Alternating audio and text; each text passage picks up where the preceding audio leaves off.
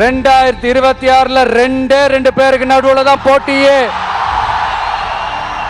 ஒண்ணு இன்னொன்னு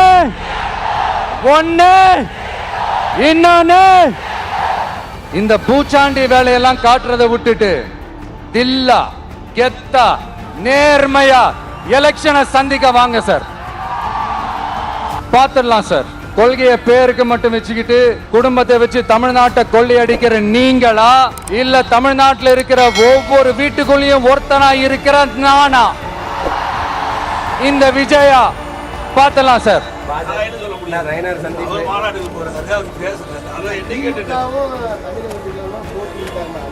அவருடைய கருத்து, மக்களுடைய கருத்து வேற. நயினார் வந்து சந்திச்சிருக்காருன்னா ஒரு 2 நிமிஷம் வெளியே நம்ம ஊர்ல தானே அவரே